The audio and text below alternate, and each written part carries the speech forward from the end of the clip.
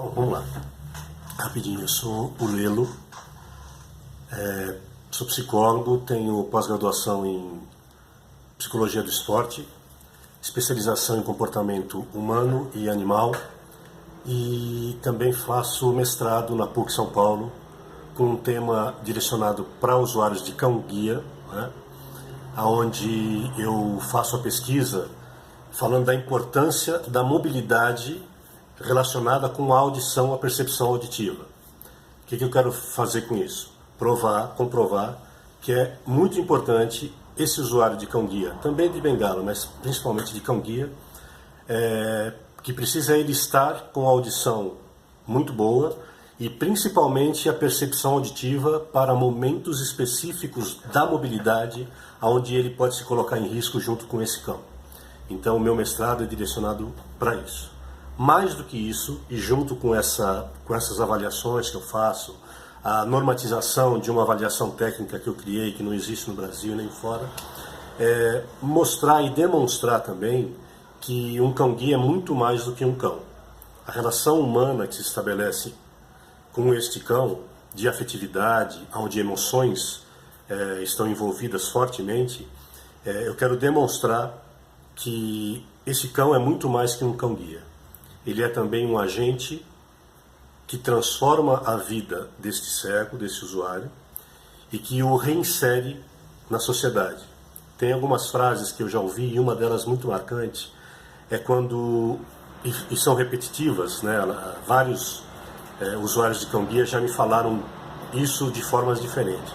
Eles falam o seguinte: quando eu usava uma bengala, eu era mais um ceguinho precisando de ajuda no meio urbano.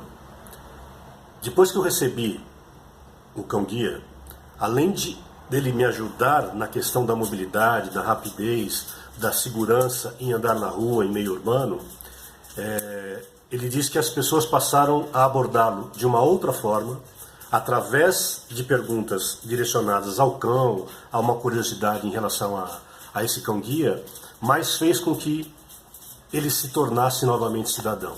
Essa é a palavra. Eu me tornei novamente um cidadão a partir do momento que eu passei a usar um cão-guia. Então, é isso também que eu quero falar. Além da questão da mobilidade urbana, da audição, da importância da percepção auditiva, demonstrar a relação afetiva que se estabelece entre um usuário e o cão-guia. Então, ele é muito mais do que um cão-guia. Além de ajudar na mobilidade, ele passa a ser um elemento importante para a reinserção dessa pessoa na sociedade. Eu sou responsável pela Cães de Assistência, um núcleo brasileiro de formação e treinamento, onde eu treino também cães de assistência para outras funções. Ou seja, para crianças diagnosticadas no espectro autista, que é o conhecido como TEA, transtorno do espectro autista. Então eu seleciono e entrego cães para essas crianças. Eu fui a primeira pessoa no Brasil que entregou um cão para uma criança autista que está hoje em Aracaju, trabalhando com essa criança e com essa família. Também fiz a seleção, treinamento e entreguei um cão para uma família onde existia uma criança que apresentava o transtorno de ansiedade, de hiperatividade e ansiedade generalizada. Então essa criança também recebeu um cão, é do interior de São Paulo, treinado pela Cães de Assistência.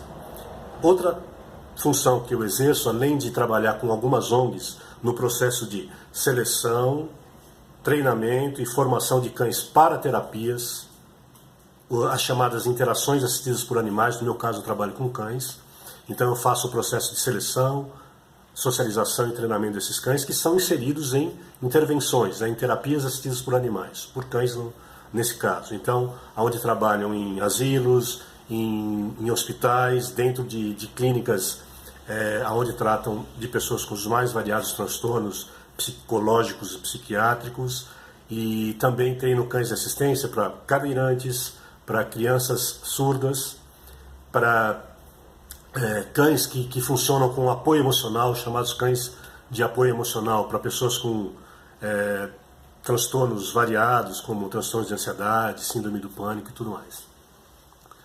Esse meu trabalho já vem sendo desenvolvido há mais de 20 anos, direcionado especificamente para cães de terapia, e depois de uns 15 anos também já faz que eu trabalho com cães de assistência, especificamente com cães guia.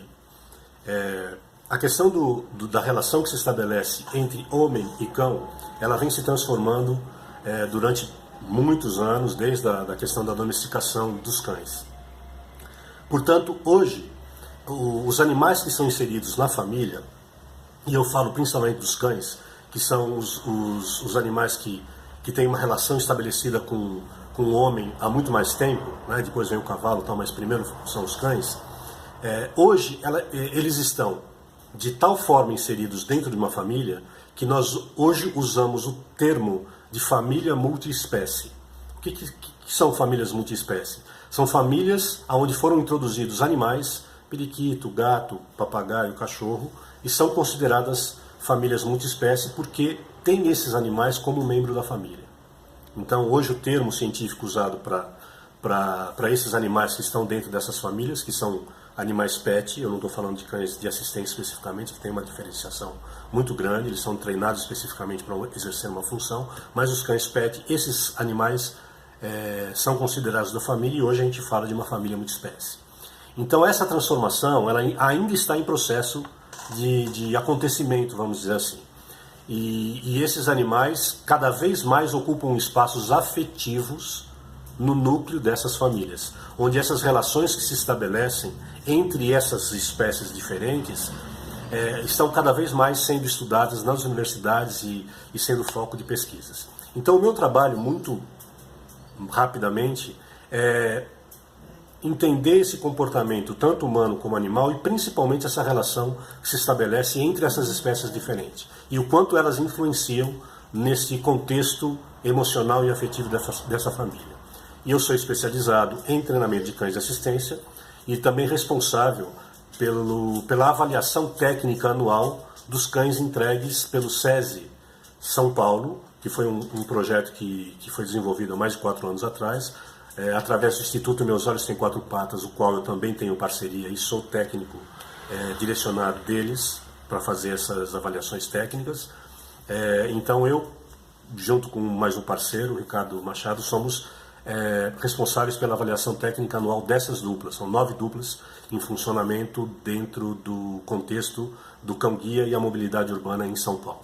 Então, no geral, é isso, é a minha apresentação e segue o direcionamento que eu acho de extrema importância que se fale sobre cães de assistência, que se fale cada vez mais sobre cães-guia, principalmente, e que se façam movimentos para que a população receba informação, ela seja informada sobre a presença desses animais, desses cães de assistência em meio urbano, para que elas possam saber também como lidar ao se deparar com esses cães dentro do ambiente social e urbano, em trens, em ônibus, na rua e tudo mais. Então isso é muito importante que aconteça e que tenham empresas preocupadas com esse tipo de informação a ser multiplicada.